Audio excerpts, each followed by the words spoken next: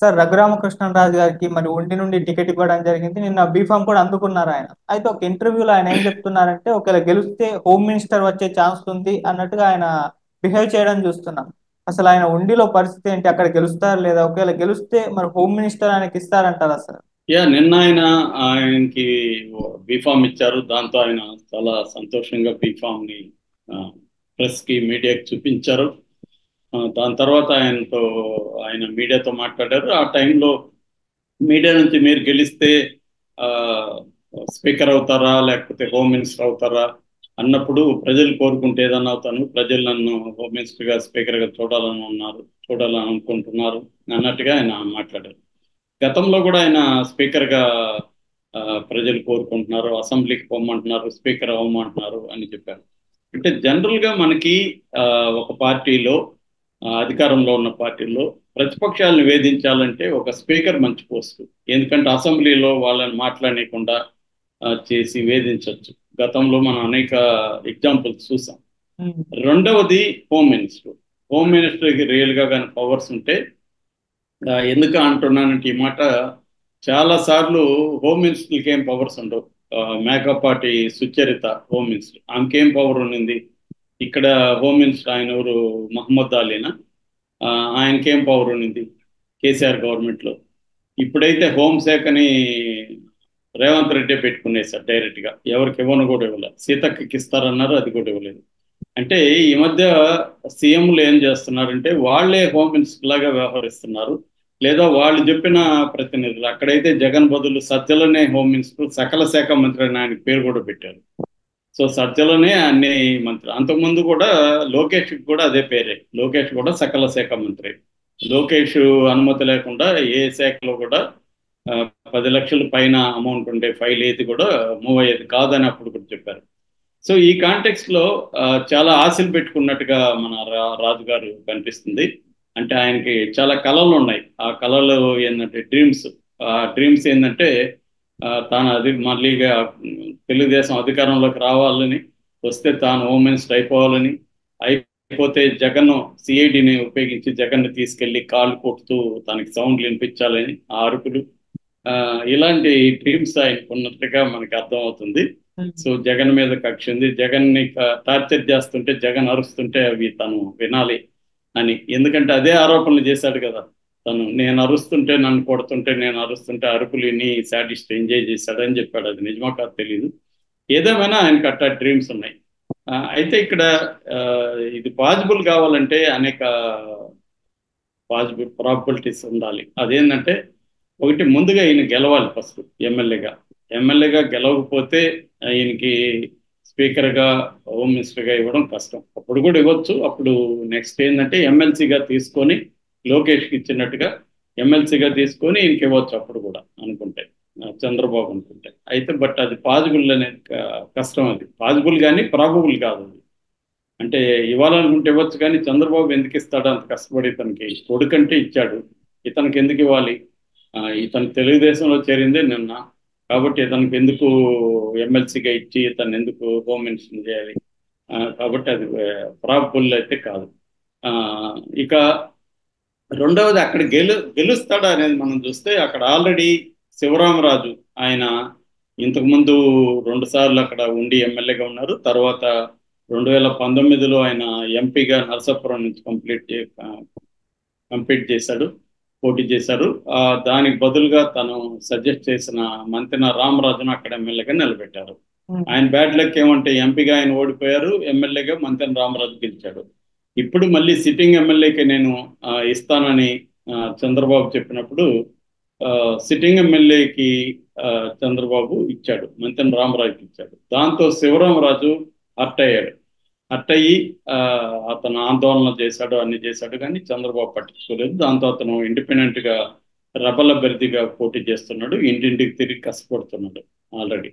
So ఇప్పుడు ఆ, ఈయన ఆ, ఈ మంతెన రామరాజుకి రా జిల్లా ఆ, వెస్ట్ గోదావరి జిల్లా అధ్యక్ష పదవి, తెలుగుదేశం అధ్యక్ష పదవిని ఇస్తున్నట్టుగాను, అక్కడ అధ్యక్ష స్థానంలో ఉన్న మహిళను కన్విన్స్ చేసి ఆ పదవి ఈయనకి ఇవ్వడం, తర్వాత పార్టీ అధికారంలోకి వచ్చినాక ఆయనకి నామినేటెడ్ పోస్ట్ ఇస్తానని హామీ ఇచ్చినట్టుగా చెప్తున్నారు.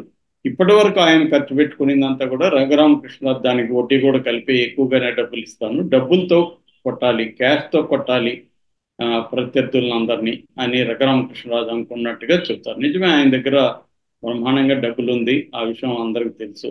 ఆయన మీద బ్యాంకులకి మోసం చేశాడని 974 కోట్లు సిబిఐ కేసులు కూడా ఉంది. ఏదేమైనా ఆయన సౌండ్ పార్టీ కాబట్టి డబ్బులతో మేనేజ్ అయ్యేటప్పుడు ఆయనే కాదు ఎవరైనా, ఇప్పుడు ఎన్ఆర్ఐలకు చాలా మందికి చంద్రబాబు టికెట్లు ఇచ్చాడు, అట్లాగే వైసీపీలో కూడా కొంతమంది డబ్బున్న క్యాండిడేట్లు ఉన్నారు.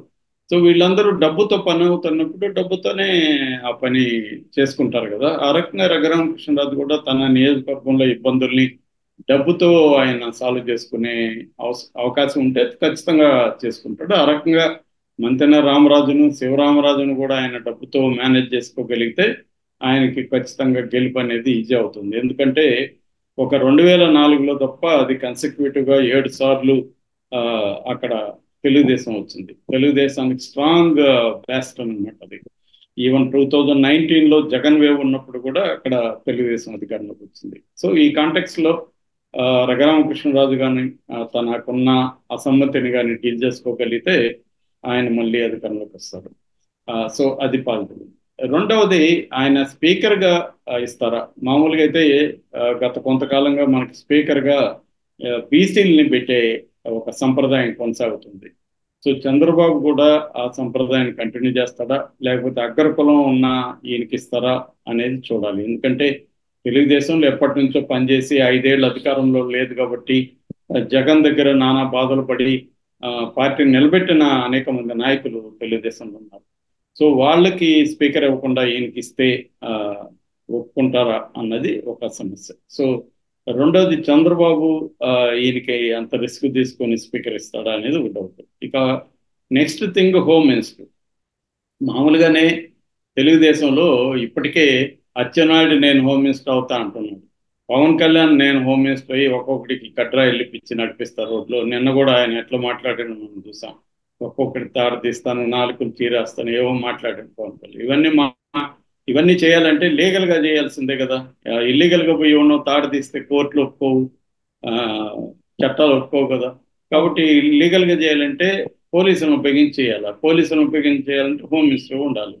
కాబట్టి పవన్ కళ్యాణ్, ఇంకా ఇతనైతే లోకేష్ రెడ్ బుక్ పట్టుకునే తిరుగుతున్నాడు లిస్ట్ రాసుకొని.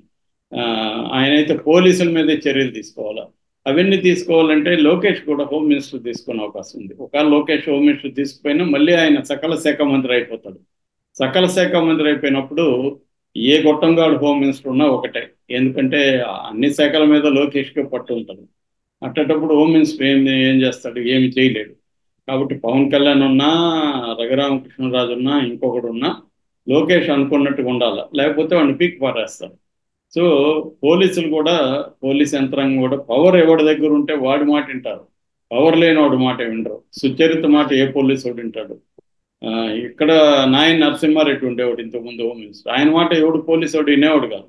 ఆయన దగ్గరికి ఎవరన్నా పోతే బాబు నా మాట ఎవడు ఎండయ్యా అని చెప్పేవాడు ఆయన. అట్లాగా మహమ్మద్ అలీ మాట కూడా ఎవరు వింటారు. రియల్ పవర్ ఎక్కడుంటే యంత్రాంగాలన్నీ కూడా ఆయన మాటే వింటాయి. తెలిసిపోతుంది మనకి. ఆ పవర్ అంటే అర్థమేమి? డిసిషన్ మేకింగ్, ఎవడు నిర్ణయాలు తీసుకోగలడు అనేదే కదా. వీళ్ళకి నిర్ణయాలు తీసుకునే శక్తి ఏమి ఉండదు, ఎందుకంటే వీళ్ళకి ఎవడు ఇవ్వడు పవర్. ఆ రకంగా రఘురామకృష్ణరాజు హోమ్ మినిస్టర్ ఎందుకు ఇస్తాడు చంద్రబాబు?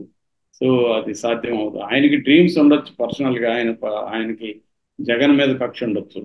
సో ఇవన్నీ సాధ్యం కావాలంటే ఈ నేను చెప్పినవన్నీ జరగాల. ఆయన ఉండిలో గెలవాలి, గెలిచిన తర్వాత ఆయనకి ఇవ్వడానికి లోకేష్ లాంటి వాళ్ళు ఒప్పుకోవాలి. మరి లోకేష్కి ఏమన్నా ఒక 1000 కోట్లు 2000 కోట్లు ఇచ్చామని తెచ్చుకుంటాడేమో తెలీదు. అట్లేమన్నా ఉంటే అంత డబ్బులు ఖర్చు పెట్టి ఏం ఎప్పిస్తాము? పోలీసులతో జగన్ కొట్టించాలి, అదొకటే కదా ఆయన డ్రీము. సో అది నెరవేర్చుకోవడానికి అన్ని కోట్లు ఖర్చు పెడతాడా? అది ఒకవేళ ఖర్చు పెట్టినా నెరవేరుతుందా? పోలీస్ యంత్రాంగం నిజంగానే జగన్ కొడుతుందా? ఎందుకంటే జగన్ కొడితే మళ్ళీ జగన్ సీఎం అయ్యే అవకాశాలు ఉన్నాయి.